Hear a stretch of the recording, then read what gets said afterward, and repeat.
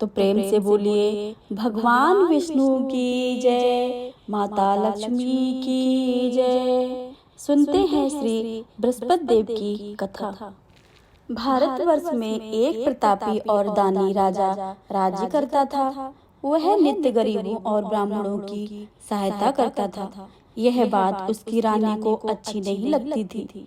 वह ना ही गरीबों को दान देती थी और ना ही भगवान का पूजन करती थी और राजा को भी दान देने से मना किया करती थी। एक दिन राजा शिकार खेल वन को गए हुए थे तो रानी महल में अकेली थी। उसी समय बृहस्पति देव साधु वेश में राजा के महल में भिक्षा लेने के लिए आए और भिक्षा मांगी। रानी ने भिक्षा देने से इनकार किया और कहा कि हे साधु महाराज, मैं तो दान पुण्य से तंग आ गई हूँ। मेरे पति सारा धन लुटाते रहते हैं। मेरी इच्छा है कि हमारा धन नष्ट हो जाए और ना ही फिर रहेगा बांस और ना ही बजेगी बांसुरी। साधु ने उत्तर दिया, यदि तुम्हारी ऐसी इच्छा है तो तथास्तु। तुम ऐसा करना कि बृहस्पतिवार को घर लीपकर पीली मिट्टी से अपना सिर धोकर स्नान करना, भट्टी चढ़ाकर कपड़े धोना। ऐसा करने से आपका सारा धन नष्ट हो जाएगा। इतना कहकर वह साधु महाराज वहां से अलोप हो गए। साधु के कहे के अनुसार बातों को पूरा करते हुए रानी को केवल 3 बृहस्पतिवार ही बीते थे कि उसकी समस्त धन संपत्ति नष्ट हो गई। भोजन के लिए राजा का परिवार तरसने लगा। तब एक दिन राजा ने रानी से बोला कि हे रानी, तुम यहीं रहो, मैं दूसरे देश को जाता हूँ, क्योंकि यहाँ पर सभी लोग मुझे जानते हैं, इसलिए मैं कोई छोटा कार्य नहीं कर सकता हूँ। ऐसा कहकर राजा परदेश चला गया। वहाँ वह जंगल में लकड़ी काट कर लाता और शहर में बेचता। इस तरह वह अपनी जीवन व्यतीत करने लगा। इधर राजा के परदेश जाते ही रानी और दासी दुखी रहने लगी। एक बार जब रानी और दासी को 7 दिन तक बिना भोजन के रहना पड़ा तो रानी ने अपनी दासी से कहा कि हे दासी, पास के ही नगर में मेरी बहन रहती है, वह बड़ी ही धनवान है, तू उसके पास जा और कुछ लेकर आ ताकि थोड़ी बहुत गुजर बसर हो जाए। दासी रानी की बहन के पास गई। उस दिन गुरुवार था और रानी की बहन उस समय बृहस्पतिवार व्रत कर की कथा सुन रही थी। दासी ने रानी की बहन को अपनी रानी का संदेश दिया, लेकिन रानी की बड़ी बहन ने कोई उत्तर नहीं दिया। जब दासी को रानी की बहन से कोई उत्तर नहीं मिला तो वह बड़ी दुखी हुई और उसे क्रोध आया। दासी ने वापस आकर रानी को सारी बातें बता दी। सुनकर रानी ने अपने भाग्य को कोसा। उधर रानी की बहन ने सोचा कि मेरी बहन की दासी आई थी, परंतु मैं उससे नहीं बोली, इससे वह उसे बहुत दुख हुआ होगा। कथा सुनकर और पूजन समाप्त करके वह अपनी बहन के घर आई और कहने लगी कि हे बहन, मैं बृहस्पतिवार की व्रत कथा सुन रही थी। तुम्हारी दासी मेरे घर आई थी, परंतु जब वह कथा होती है तब तक वो ना ही उठते हैं और ना ही बोलते हैं, इसलिए मैं नहीं बोली। कहो दासी, क्यों गई थी? रानी बोली, बहन, तुमसे क्या छिपाऊं, हमारे घर में खाने तक को वो अनाज नहीं है। ऐसा कहते कहते रानी की आंखें भर आईं। उसने दासी समेत पिछले 7 दिनों से भूखे रहने की बात अपनी बहन को विस्तार पूर्वक सुना दी। रानी की बहन बोली, देखो बहन, भगवान बृहस्पति देव सबकी मनोकामनाओं को पूर्ण करते हैं। देखो, शायद तुम्हारे घर में अनाज रखा हो। रानी तो पहले विश्वास नहीं हुआ, पर बहन के आग्रह करने पर उसने अपनी दासी को अंदर भेजा तो देखा सचमुच अनाज से भरा हुआ एक घड़ा मिल गया। यह देखकर दासी को बड़ी हैरानी हुई। दासी रानी से कहने लगी कि हे रानी, जब हमको भोजन नहीं मिलता है तो हम व्रत ही करते हैं, इसलिए क्यों ना इनसे व्रत की कथा और विधि पूर्वक व्रत पूछ लिया जाए ताकि हम भी व्रत कर सके। तब रानी ने अपनी बहन से बृहस्पतिवार व्रत के बारे में पूछा। उसकी बहन ने बताया, बृहस्पतिवार के व्रत में चने की दाल और मुनक्का से भगवान विष्णु का केले की जड़ में पूजन करें और दीपक जलाएं। व्रत की कथा सुने और पीला भोजन ही करें, इसमें बृहस्पति देव प्रसन्न होते हैं। व्रत और पूजन विधि बताकर रानी की बहन अपने घर को लौट गई। 7 दिन के बाद जब गुरुवार आया तो रानी और दासी ने व्रत रखा। घुड़साल में जाकर चना और गुड़ ले आई, फिर उससे केले की जड़ तथा भगवान विष्णु का पूजन किया। अब पीला भोजन कहाँ से आए, इस बात को लेकर दोनों बहुत दुखी थे। चूंकि उन्होंने व्रत रखा था, इसलिए बृहस्पति देव उनसे प्रसन्न थे। इसलिए वे एक साधारण व्यक्ति का रूप धारण कर 2 थालों में सुंदर पीला भोजन दासी को दे गए। भोजन पाकर दासी प्रसन्न हुई और फिर रानी के साथ मिलकर भोजन ग्रहण किया। इसके बाद सभी गुरुवार को व्रत और पूजन करने लगी। बृहस्पति भगवान की कृपा से उनके पास फिर से धन संपत्ति आ गई, परंतु रानी फिर से पहले की तरह आलस्य करने लगी। तब दासी बोली, देखो रानी, तुम पहले भी इस प्रकार आलस करती थी। तुम्हें धन रखने में कष्ट होता है, इस कारण सभी धन नष्ट हो गया। और जब भगवान बृहस्पति देव की कृपा से धन मिला है तो तुम्हें फिर से आलस्य होता है। रानी को समझाते हुए दासी कहने लगी कि हे, बड़ी मुसीबतों के बाद हमने यह धन पाया है, इसलिए आलस्य छोड़ो। हमें दान पुण्य करना चाहिए, भूखे मनुष्य को भोजन कराना चाहिए और धन को शुभ कार्यों में खर्च करना चाहिए, जिससे तुम्हारे कुल का और यश बढ़ेगा, स्वर्ग की प्राप्ति होगी और पितृ प्रसन्न होंगे। दासी की बात मानकर रानी अपना धन शुभ कार्यों में खर्च करने लगी, जिससे पूरे नगर में उसका यश फैलने लगा। एक दिन राजा दुखी होकर जंगल में एक पेड़ के नीचे आसन जमाकर बैठ गया। वह अपनी दशा को याद करके व्याकुल होने लगा। बृहस्पतिवार का दिन था। एकाएक उसने देखा कि निर्जन वन में एक साधु प्रकट हुए। वह साधु वेश में स्वयं बृहस्पति देवता थे। लकड़हारे के सामने आकर बोले कि हे लकड़हारे, इस सुनसान जंगल में तू चिंतामग्न क्यों बैठा हुआ है? लकड़हारे ने दोनों हाथ जोड़कर प्रणाम किया और उत्तर दिया कि हे महात्मा जी, आप सब कुछ जानते हैं और मैं आपको क्या कहूँ। यह कहकर रोने लगा और साधु को अपनी आत्मकथा सुनाई। महात्मा जी ने कहा, तुम्हारी स्त्री ने बृहस्पति के दिन बृहस्पति भगवान का निरादर किया था, जिसके कारण रुष्ट होकर उन्होंने तुम्हारी यह दशा की है। अब तुम चिंता मत करो और मेरे कहने पर चलो तो तुम्हारे सभी कष्ट दूर हो जाएंगे और भगवान पहले से भी अधिक संपत्ति देंगे। तुम बृहस्पति के दिन कथा किया करो। 2 पैसे के चने मुनक्का लाकर उसका प्रसाद बनाओ और शुद्ध जल से लोटे में शक्कर मिलाकर अमृत तैयार करो। कथा के पश्चात अपने सारे परिवार और सुनने वाले प्रेमियों में अमृत व प्रसाद बांटकर आप भी ग्रहण करो। ऐसा करने से तुम्हारी भगवान सारी इच्छा और मनोकामनाएं पूरी करेंगे।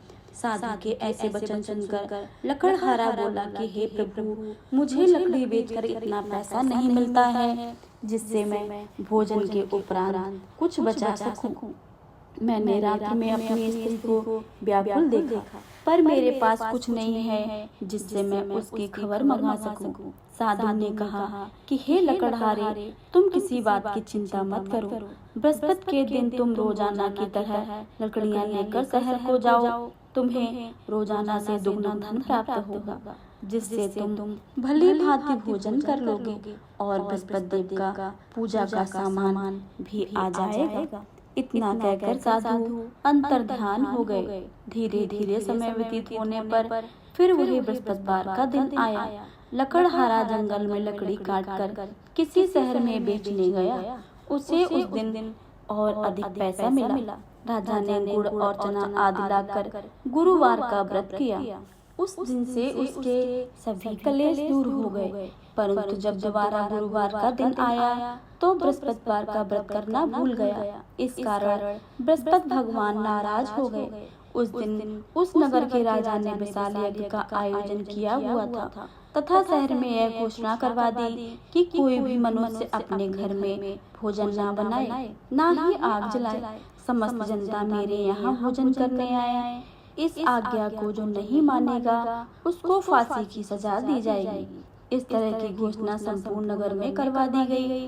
राजा की आज्ञा के अनुसार शहर के सभी लोग भोजन करने आए, लेकिन लकड़हारा कुछ देर से पहुंचा, इसलिए राजा उसको अपने साथ घर लिवा ले गए। ले जाकर के भोजन करा रहे थे तो रानी की दृष्टि उस खूंटी पर पड़ी जिसमें उसका हार लटका हुआ था। वह वहां पर दिखाई नहीं दिया। रानी ने निश्चय किया कि मेरा हार इस मनुष्य ने चुरा लिया है। उसी समय सिपाहियों को बुलाकर उसको कारागार में डलवा दिया गया। जब लकड़हारा कारागार में पड़ गया और बहुत दुखी होकर विचार करने लगा कि ना जाने ऐसे कौन से पूर्व जन्म के कर्म मुझे यह दुख प्राप्त हो रहे हैं। और उसी समय साधु को याद करने लगा कि जंगल में मिले थे जो। उसी समय तत्काल बृहस्पति देव साधु के रूप में प्रकट हुए और उसकी दशा को देखकर कहने लगे कि अरे मूर्ख, तूने बृहस्पति देव की कथा नहीं करी, इस कारण तुझे दुख प्राप्त हुआ है। अब चिंता मत कर, बृहस्पतिवार के दिन कारागार के दरवाजे पर 4 पैसे पड़े मिलेंगे, उनसे तू बृहस्पति देव की पूजा करना, तेरे सभी कष्ट दूर हो जाएंगे। बृहस्पतिवार के दिन उसे 4 पैसे मिले। लकड़हारे ने कथा कही और उस रात्रि को बृहस्पति देव ने उस नगर के राजा को स्वप्न में कहा कि हे राजा, तुमने जिस आदमी को कारागार में बंद कर दिया है वह निर्दोष है, वह राजा है और उसे छोड़ दो। रानी का हार उसी खूंटी पर लटका है। अगर तुमने ऐसा नहीं किया तो मैं तेरा सारा राज्य नष्ट कर दूंगा। इस तरह रात्र के स्वप्न को देखकर राजा प्रातःकाल उठा और खूंटी पर हाथ देकर लकड़हारे को बुलाकर क्षमा मांगी तथा लकड़हारे को योग्य सुंदर वस्त्र आभूषण देकर विदा कर दिया। बृहस्पति देव की आज्ञा के अनुसार लकड़हारा अपने नगर को चल दिया। राजा जब अपने नगर के निकट पहुंचा तो भोर से बड़ा आश्चर्य हुआ। नगर में पहले से अधिक बाग, तालाब, कुएं तथा अद्भुत सी धर्मशाला, मंदिर आदि बन गए हैं। राजा ने पूछा कि यह किसके बाग और धर्मशाला है। तब नगर के राजा लोग कहने लगे कि यह रानी और बांदी के हैं। तो राजा को बहुत आश्चर्य हुआ और बहुत गुस्सा भी आया। जब रानी ने यह खबर सुनी कि राजा आ रहे हैं तो उसने बांदी से कहा कि हे दासी, देख राजा हमको कितनी बुरी हालत में छोड़ गए थे। हमारी ऐसी हालत देखकर वह लौट न जाए, इसलिए तू दरवाजे पर खड़ी हो जा। आज्ञा के अनुसार दासी दरवाजे पर ही खड़ी हो गई। राजा आए तो उन्हें अपने साथ लिवा लिए। तब राजा ने क्रोध करके अपनी रानी से पूछा कि यह धन तुम्हारे पास कैसे प्राप्त हुआ। तब उन्होंने सब कहा, हमें यह सब धन बृहस्पति देव की इस व्रत के प्रभाव से प्राप्त हुआ है। राजा ने निश्चय किया कि वह 7 रोज बाद जो सभी बृहस्पति देव का पूजन करते हैं, परंतु मैं प्रतिदिन दिन में 3 बार कहानी और रोज व्रत किया करूंगा। अब हर समय राजा के दुपट्टे में चने की दाल बंधी रहती थी और दिन में 3 बार कहानी कहता था। एक रोज राजा ने विचार किया कि चलो अपनी बहन से यहाँ मिल आवे। इस तरह निश्चय करके राजा घोड़े पर सवार होकर अपनी बहन के यहाँ को चलने लगा। मार्ग में उसने देखा कि कुछ आदमी एक मुर्दे को ले जा रहे हैं। उन्हें रोककर राजा कहने लगा कि अरे भाइयों, मेरे बृहस्पति देव की कथा सुन लो। वे लोग बोले, हमारा तो आदमी मर गया है, इनको अपनी कथा की पड़ी है।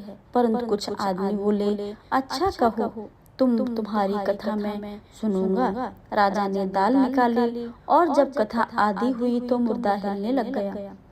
और जब कथा समाप्त हो गई तो राम राम कहकर मनुष्य उठकर खड़ा हो गया। आगे मार्ग में उसे एक किसान खेत में हल चलाता हुआ मिला। राजा ने उसे देखकर और उससे बोला, अरे भाइयों, तुम मेरी बृहस्पतिवार की कथा सुन लो। किसान बोला, जब तक मैं तुम्हारी कथा सुनूंगा तब तक मैं एक हरिया जोत लूंगा। राजा अपनी कथा किसी और को सुना जा। इस तरह राजा आगे चलने लगा। राजा के हटते ही बैल पछाड़ खाकर गिर गए और किसान के पेट में बड़ी जोर से दर्द होने लगा। उस समय उसकी माँ रोटी लेकर आई थी उसने जब देखा तो अपने पुत्र से सब हाल पूछा और बेटे से बेटे ने सभी हाल कह दिया। तो बुढ़िया दौड़ी दौड़ी उस घुड़सवार के पास गई और उससे बोली कि मैं तेरी कथा सुनूंगी, तू अपनी कथा मेरे खेत पर चलकर ही कहना। राजा ने बुढ़िया के खेत पर जाकर कथा सुनाई, जिसके सुनते ही वह बैल उठ खड़े हुए। किसान के पेट में दर्द भी बंद हो गया। राजा अपनी बहन के घर पहुंच गया। बहन ने भाई की खूब खातिरदारी की। दूसरे रोज प्रातःकाल राजा जगह तो है देखने लगा कि सब लोग भोजन कर रहे हैं। राजा ने अपनी बहन से कहा कि ऐसा कोई मनुष्य है जिसने भोजन नहीं किया हो, मेरी बृहस्पतिवार की कथा सुन ले। बहन बोली, भैया यह ऐसा देश है कि पहले यहाँ लोग भोजन करते हैं, बाद में अन्य काम करते हैं। अगर कोई पड़ोस में हो तो देख आऊं। ऐसा कहकर देखने चली गई, परंतु उसे कोई ऐसा व्यक्ति नहीं मिला जिसने भोजन नहीं किया था। वह एक कुमार के घर गई जिसका लड़का बीमार था। उसे मालूम हुआ कि उसने यहाँ 3 रोज से किसी ने भोजन नहीं किया है। रानी ने अपने भाई को कथा सुनाने के लिए कुम्हार से कहा। वह तैयार हो गया। रानी जाकर बृहस्पतिवार की कथा गई, जिसको सुनकर उसका लड़का ठीक हो गया। अब तो राजा की प्रशंसा होने लगी। एक रोज राजा ने अपनी बहन से कहा कि हे बहन, हम अपने घर को जाएंगे, तुम भी तैयार हो जाओ। राजा की बहन ने अपनी सास से कहा कि सास ने कहेगा कि चली जा, परंतु अपने लड़के को मत ले जाना, क्योंकि तेरे भाई की कोई औलाद नहीं है। बहन ने अपने भैया से कहा कि हे भैया, मैं तो चलूंगी, पर मेरा कोई बालक नहीं जाएगा। राजा बोले, तब बालक नहीं जाएगा तो तुम भी क्या करोगी? राजा बड़े दुखी मन से अपने नगर को लौट आया। राजा ने अपनी बहन रानी से कहा कि हम निर्वंशी हैं, हमारा मुख देखने का धर्म नहीं है और कुछ भोजन आदि नहीं किया। रानी बोली, हे प्रभु, बृहस्पति देव ने हमें सब कुछ दिया है, हमें औलाद भी अवश्य देंगे। उसी रात को बृहस्पति देव ने राजा को स्वप्न में कहा कि हे राजा, उठ और सभी सोच त्याग दे, तेरी रानी गर्भ से है। राजा की यह बात सुनकर वह बड़े खुश हो गए। 90 महीने में उसके गर्भ से एक सुंदर पुत्र पैदा हुआ। तब राजा बोला कि हे रानी, स्त्री बिना भोजन के रह सकती है, परंतु बिना कहे हुए नहीं रह सकती है। जब मेरी बहन घर आवे तो तुम उससे कुछ मत कहना। रानी ने सुनकर हाँ कर दी। राजा की बहन ने यह शुभ समाचार सुना तो वह बहुत खुशी हुई और बधाई लेकर अपने भाई के घर आई। तभी रानी ने कहा, घोड़ा चढ़कर तो नहीं आई, गधा चढ़कर आई हो। राजा की बहन बोली, भाभी, इस प्रकार अगर मैं ना कहती तो तुम्हें औलाद कैसे मिलती? बृहस्पति देव ऐसे ही हैं, जैसे जिसकी मनोकामनाएं होती है सभी को पूर्ण करते हैं। जो सद्भावना पूर्वक बृहस्पतिवार का व्रत करते हैं एवं कथा को पढ़ते हैं और सुनते हैं तथा सुनाते हैं, बृहस्पति देव उनकी सभी मनोकामनाओं को पूर्ण करते हैं। तो प्रेम से बोलिए, बृहस्पति भगवान की जय। यह थी भगवान बृहस्पति देव की कथा। अब आप सभी सुनेंगे बृहस्पति देव की आरती। जय बृहस्पति देवा, ओम जय बृहस्पति देवा, छिन छिन भोग लगाऊं कंदली फल मेवा। ओम जय बृहस्पति देवा, तुम पूरन परमात्मा, तुम अंतर्यामी, जगत पिता जगदीश्वर, तुम सबके स्वामी। ओम जय बृहस्पति देवा, चरणामृत निज निर्मल, सब पातक हरिता, सकल मनोरथ दायक, कृपा करो भरिता। ओम जय बृहस्पति देवा, तन मन धन अर्पण कर, जो जन शरण पड़े, प्रभु प्रकट तब हो कर, आकर द्वार खड़े। ओम जय बृहस्पति देवा, दीन दयाल दयानिधि, भक्तन हितकारी, पाप दोष सब हरता भव बंधन हारी। ओम जय बृहस्पति देवा सकल मनोरथ दायक सब संशय टारो। विषय विकार मिटाओ संतन सुखकारी। ओम जय बृहस्पति देवा जो कोई आरती तेरी प्रेम सहित गावे। जेठानंद आनंद करे सो निश्चय पावे। ओम जय बृहस्पति देवा ओम जय बृहस्पति देवा स्वामी जय बृहस्पति देवा। छिन छिन भोग लगा